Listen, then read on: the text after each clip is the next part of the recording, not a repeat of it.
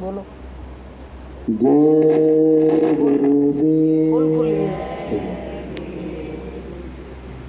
लेकिन 84 लाख योनियों में होते हुए भी मनुष्य को परमात्मा ने अलग से विशेष शक्तियां दी हैं। भूत भविष्य वर्तमान को जानने की शक्ति, अपनी आत्मा को जानने की शक्ति, परमात्मा से मिलने की शक्ति, जीवात्मा को जगाने की शक्ति। प्रत्येक मनुष्य को ये बोध रहता है, बताने से उसमें जागृति आ जाती है, लेकिन पता पहले से है। सबको मालूम है कि एक दिन सबको दुनिया से जाना है। मैन इज मोर्टल अंग्रेजी में कहते हैं। मनुष्य नश्वर प्राणी है, परमात्मा शाश्वत है। परमात्मा अजर अमर अविनाशी है और हम कैसे हैं? नष्ट होने वाले, विनष्ट होने वाले। दुनिया में आते हैं, चले जाते हैं। कोई लाख कोशिश करे कि मेरा साम्राज्य हमेशा स्थापित रहे, मेरी जय जयकार हमेशा होती रहे, लेकिन ये संभव नहीं है। थोड़े दिन चाहे कोई कितनी भी जय जयकार करा ले, लेकिन इस दुनिया में जय जयकार परमात्मा की होती है, किसी और की नहीं हो पाती है। जय जयकार गुरुदेव की होती है, क्योंकि जो एक दिए की तरह से चंद रोज में बुझने वाला है, विनष्ट होने वाले, उसकी क्या जय जयकार होगी और कितने दिन जय जयकार होगी? मान लो किसी की खूबसूरती की जय जयकार हो रही है, तो थोड़े दिन के बाद उसकी खूबसूरती खत्म हो जाएगी, विनष्ट हो जाएगी। शरीर में विद्वान है, वो शरीर वही है, लेकिन देखने में ऐसा लग रहा है कि ये उससे मिलता जुलता लगेगा आपको। बस केवल उसका यौवन का जो रूप है वो अलग है और अधेड़ अवस्था का रूप है वो अलग है, और एक बुढ़ापे का रूप उसका देख लो तो वो अलग ही हो जाता है। तो जय जयकार तो स्थायित्व में होती है, स्थायित्व तो हो, तुम्हारा साम्राज्य हमेशा स्थापित रहे, लेकिन वो रहता नहीं है। चाहे कुछ भी बन जाओ, चाहे नेता बन जाओ, चाहे अभिनेता बन जाओ, चाहे बड़े उद्योगपति बन जाओ, चाहे बहुत बड़े अधिकारी बन जाओ, कितने दिन के लिए? थोड़े दिन के लिए। उसके बाद क्या बनना है आपको? उसके बाद आपको बनना है शमशान में जल के धुआंपति और हवापति। अभी चाहे कोई के पति बन जाओ आप, लेकिन बाद में आपको धुआंपति और हवापति बनना है। आपकी संसार में एक दिन छाया भी शेष नहीं रहेगी। अगर आपका कोई फोटो ना खींचे ना, आपकी तस्वीर ना बने, तो इस संसार में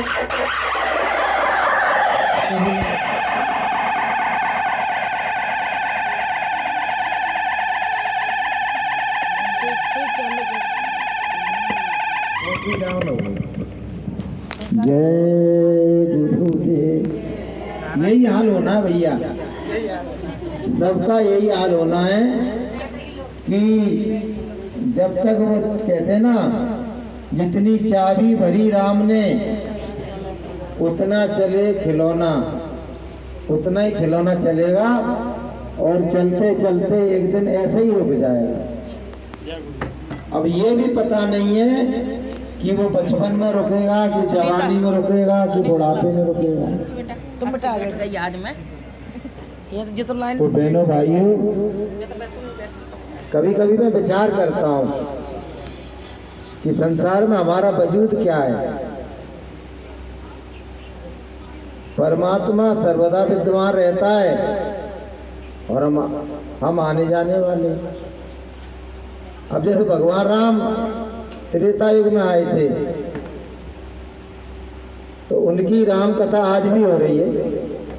हमको तो लोग 13 दिन के बाद याद भी नहीं करेंगे। और आजकल तो नया सिस्टम आ गया है, वो क्या होता है, वो उठावनी वगैरह का कुछ होता है, वो बस उसका फोटो लगा दिया और चलो भैया खेल खत्म। और उनको देखिए, परमात्मा 10 लाख साल पहले आया और आज भी उसकी जय जयकार हो रही है। और भगवान कृष्ण 5,500 साल पहले आए। मैं नहीं समझ रहा किसी की उनके बराबर जय जयकार हो रही होगी, है? तो हमारा तो बस कुछ हमने अच्छा किया है किसी के लिए दुनिया में, किसी के हम काम आए हैं, किसी का दुख दर्द हमने दूर किया है, बांटा है, किसी की मदद की है, तो लोग याद करेंगे। लेकिन जो याद करेंगे वो भी तो दुनिया से चले जाएंगे, फिर कौन याद करेगा? उनके बच्चे तो याद नहीं करेंगे, बोले हमारे साथ तो कुछ नहीं किया है। तो हमको अपनी दुनिया, अधिकांश लोग दुनिया के काय में फंसे हुए हैं। लोग मेरी जय जयकार करें, लोग मेरा सम्मान करें, लोग मेरी यश कीर्ति का गुणगान करें, और मैं ऐसा करूं कि लोग कहें देखिए, देखा कैसा किया उसने। बस अपनी नाम बरी के लिए, मान बढ़ाई के लिए, इज्जत के लिए पानी को पैसे की तरह बहा देता है, शान स्वागत के लिए। भाई उसने उसकी अपने लड़के की शादी, अरे साहब कितने व्यंजन बनाए थे, मिठाइयां तो इतनी बनाई थी कि कोई एक एक खाता तो भी नहीं खा पाता। लेकिन खाने वाले ने एक दिन तो चर्चा कर ली, दूसरे दिन तो और कहीं से नाता आ गया और उसने उससे भी अच्छा बना दिया। लोग पुरानी बात हो गई हो, उसके लाभों खत्म हो गए और वो बात आई गई हो गई। तो झूठी नाम बढ़ाई के लिए संसार में हम उलझे हुए हैं। करना क्या था हमको? जो गुरु महाराज कहते हैं कि परमात्मा ने ये मानव तन हमको स्व का बोध करने के लिए दिया था, अपनी आत्मा का बोध करने के लिए, अपनी आत्मा को जानने के लिए। आत्मा को जानना क्यों जरूरी है? तो अपने आप को तो कम से कम आदमी जानना चाहेगा। अपने आप को ही भूल गए आप, तो फिर तुम्हारा वजूद क्या है? मैं एक बार उधर जाता था, उधर बहादुरपुर की तरफ पढ़ाने, तो मेरे बाद एक टीचर आया, उधर से एक दूधिया चला आ रहा और उसकी भिड़ंत हो गई, टक्कर लग गई। अब वो होंगे डले साहब, हमारे मास्टर जी गौड़ साहब। अब उन्होंने, गांव वालों ने आके कही, कह रहे तुम यहाँ पढ़ा रहे हो, और वो तुम्हारे संग के टीचर बोले कि वो वहाँ बेहोश चले गए। हम भैया गाड़ी लेके दौड़े स्कूल से 1-2 किलोमीटर। तो क्या हुआ, अब मैं उनसे कह रहा गौड़ साहब, गौड़ साहब। वो कह रहे कौन गौड़ साहब? गौड़ साहब कौन से गौड़ साहब? मैंने कि मैं तुम्हारे सामने खड़ा हूँ, मैं तुम्हारे साथ पढ़ाता हूँ। बोले तुम कौन हो? और बोले गौड़ साहब कौन है? बोले मैंने कि जो पढ़ा कौन है जमीन पे? बोले कौन पढ़ा है? मुझे कुछ पता ही नहीं। उनकी विस्मृति गायब हो गई उनकी। तो ये हमारा हाल है, ये हमारा हाल है कि हमको दुनिया का बोध कराया जाता है स्कूलों में। अमेरिका में क्या होता है, अफ्रीका में क्या होता है, कहाँ ज्यादा गर्मी पड़ती है, कहाँ ज्यादा जंगल है, कहाँ सफेद शेर कहाँ मिलते हैं, काले चीता कहाँ मिलते हैं, सब बताया जाएगा। लेकिन कोई ये बताने वाला नहीं है भैया कि तू है कौन, तू है कौन, हु आर यू। बस एक आवरण को, एक पेड़े को जो कुछ दिनों के बाद विनिष्ट हो जाने वाला है, उसको मेरा रूप बना दिया। और संत क्या कह रहे हैं? क्या वो चश्मा कहाँ गया? पीछे रख दिया बिना कवर के।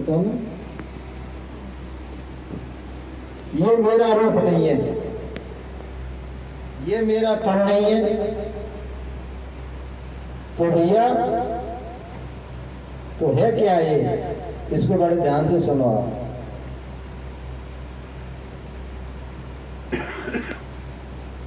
मिल जाए जब तो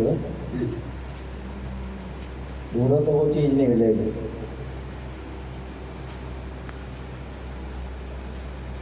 कि मैं नहीं, मेरा नहीं, ये तन किसी का है दिया। मैं नहीं, मेरा नहीं, ये तन किसी का है दिया। जिंदगानी का दिया, मधुबन किसी का है दिया। मैं नहीं, मेरा नहीं।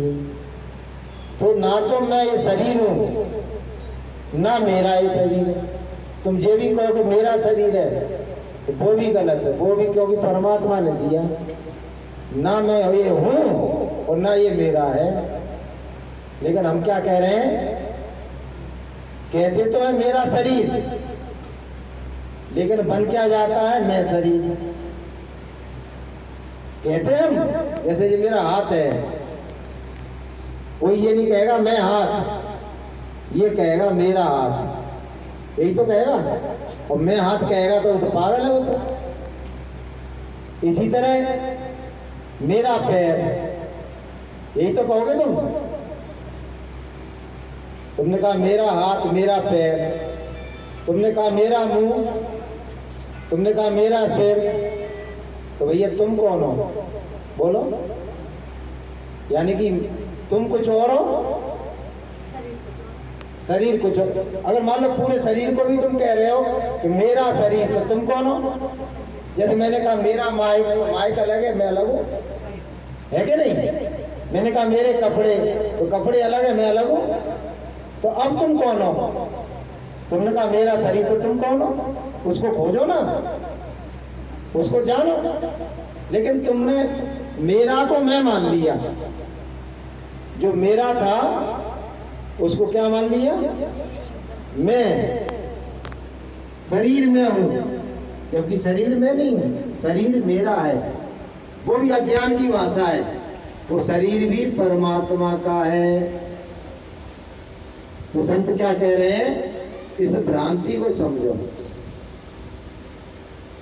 इस भ्रांति को जिस दिन आप समझ जाओगे ना, उस दिन कम से कम मन में ये बात तो आ जाएगी कि भैया मैं शरीर नहीं हूं, मैं कुछ और हूं।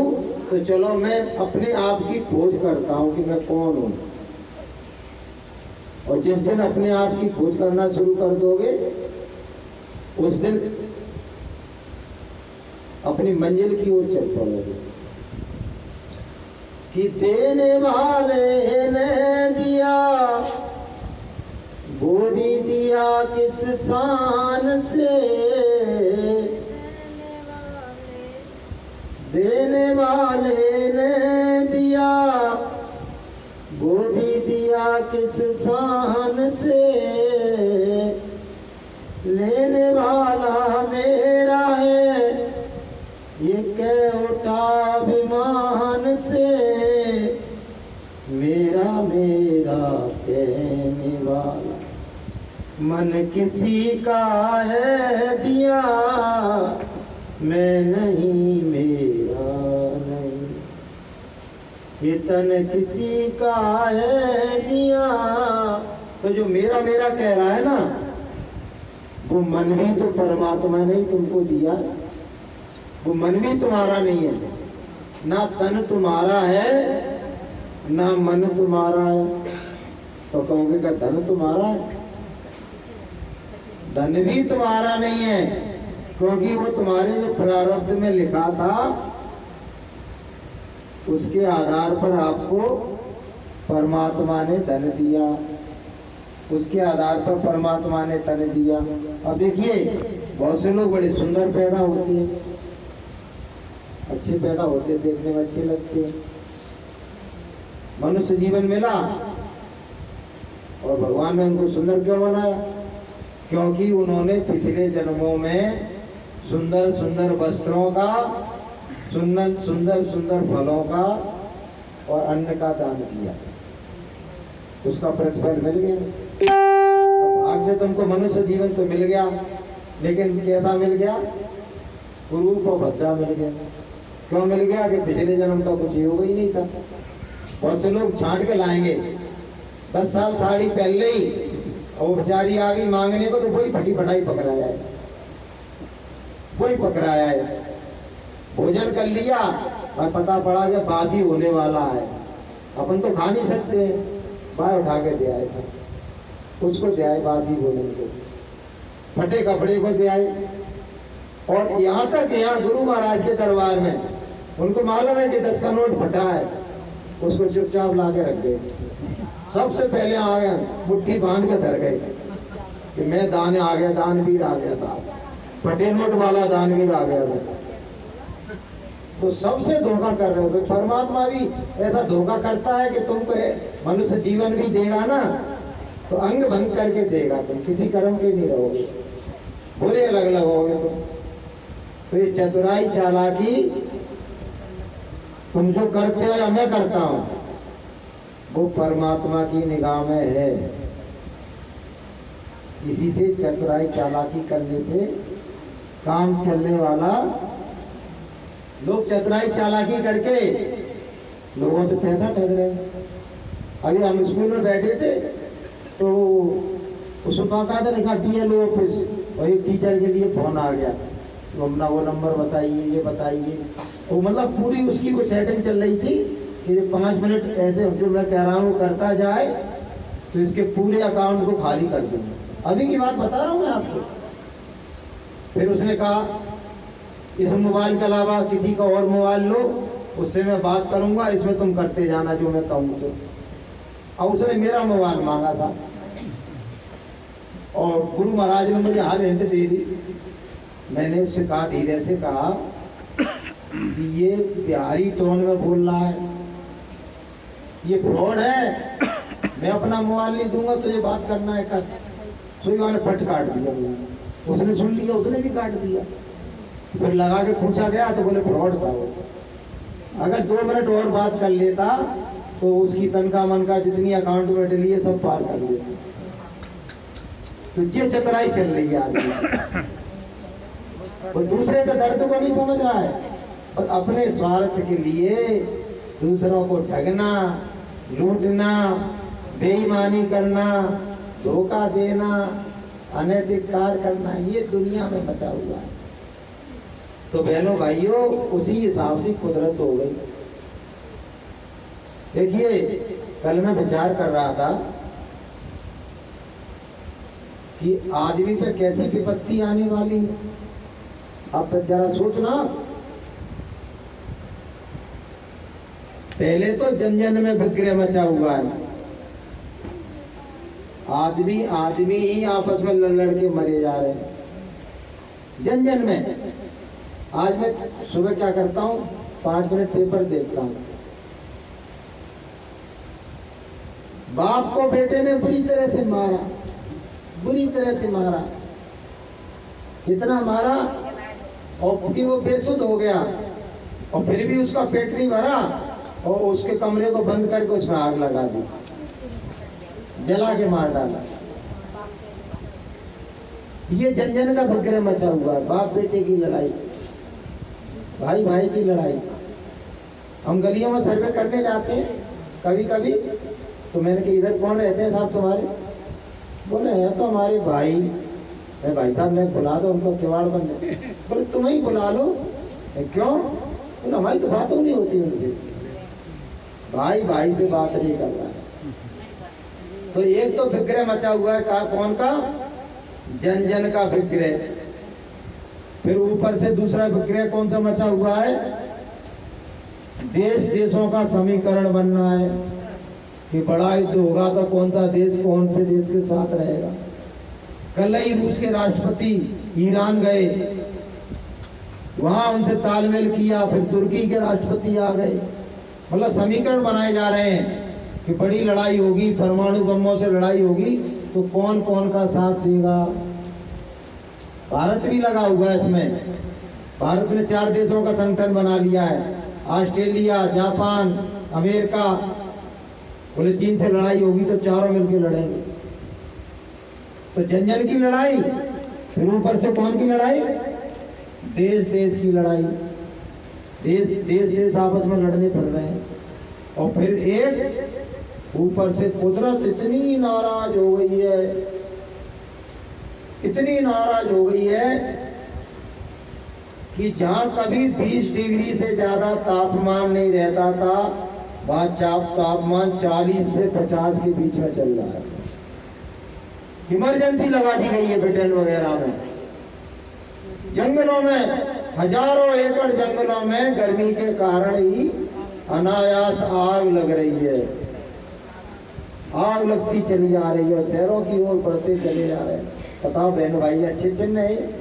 बोलो, कुदरत के अच्छे चिन्ह नजर आ रहे हैं। ऊपर से जलदेव कह रहे हैं, बोले कि हम तो इनको डुबो डुबो के मारेंगे। अग्निदेव कह रहे हैं हम जला जला के मार डालेंगे। वायुदेव कह रहे हैं कि हम ऐसा तूफान लाके खड़ा कर देंगे कि किसी को कोई बचेगा ही नहीं। और पृथ्वी भैया कह रही है, भैया सबसे ज्यादा दुर्गति तो पापियों ने मेरी की है, क्योंकि सारा पाप मेरी छाती पे कर रहे हैं। सारा पाप, सारे पापी मेरी छाती पे होरा भूज रहे हैं। बोले तो मैं कब तक बर्दाश्त करूंगी? बोले अब मैं इनके पाप के भार को बर्दाश्त नहीं कर पा रही हूँ। जैसे कोई मान लो 60 किलो वजन उठा लेता है, उसका 80 किलो वजन आ गया, साफ बेचारा फिर भी चल रहा है। अब तुमने 1 कुंटल रख दिया तो वो फिर भी खिंचड़ रहा है। अब तुम कहो कि 4 कुंटल दर्द है तो वो बर्दाश्त कर लेगा है? तो पृथ्वी मैया भी कंपायमान कर रही है कि मेरे बस का नहीं है इतना पाप सहन करना, इतना पाप सहन करना मेरे बस का नहीं है। अब तो मैं जगमगाऊंगी। अब तो मैं, कल उसमें बता रहे कि वो समुद्र के किनारे आज भी लुप्त लेते हैं। उधर से ठंडी ठंडी हवा आती है और समुद्र दिखाई देता है। और 2 मंजिल पर ऊपर मतलब वो बना रखा था उन्होंने लुप्त लेने के लिए कि वहाँ सैलानी आएंगे, वहाँ अच्छा उसका नज़ारा देखेंगे।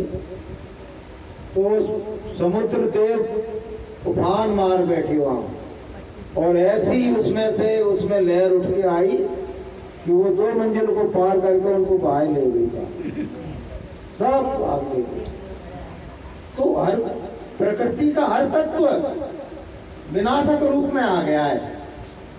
वो इंसानों का विनाश करना चाहता है, फिर भी हम चैन की बंसी बजा रहे हैं साहब, चैन की बंसी बजा रहे हैं कि कहीं कुछ होने वाला नहीं है। जो अज्ञानी लोग हैं ना, वो ये भावना लेके जी रहे हैं कि अभी तो हमको बहुत जिंदा रहना है, क्योंकि मेरा शरीर स्वस्थ है, इसलिए मैं बहुत दिन तक जिंदा रहूंगा। प्रकृति के हालात नहीं देख रहे हैं, दुनिया के हालात नहीं देख रहे हैं, जन जन का विग्रह नहीं देख रहे हैं। गुरु महाराज ने कहा था कि जब विपत्ति का समय आए तो इंसान को सारे कामों को विराम देके परमात्मा का नाम लेना शुरू कर देना चाहिए, गुरु के वचनों का पालन करना शुरू कर देना चाहिए और गुरु की आज्ञा में जीवन जीना शुरू कर देना चाहिए। लेकिन हम लोग क्या सोचते पता है? अरे वो तो विदेशों की बात है, विदेशों की बात है। अरे भैया जो विदेशों की बात है, भैया कोरोना विदेशों में था, यहाँ तक आने में कितनी देर लगी उसको? पता भी नहीं पड़ा, तब तक विस्फोटक रूप हो गया उसका। इसलिए समय का और कुदरत का स्वरूप देखते हुए हमको अपने जीवन को बिल्कुल मोड़ लेना है। सारे विकार, सारी बुराइयां, सारे दुर्गुण, उनका हमको अवलोकन करना है, क्योंकि जो सतयुग में पदार्पण करेंगे, जो सतयुग में प्रवेश करेंगे वो भले लोग ही होंगे। बचेंगे वही जो भले हैं। और जय गुरुदेव नारा। दो तरह से अवलोकन होगा आपका। एक तो वो जो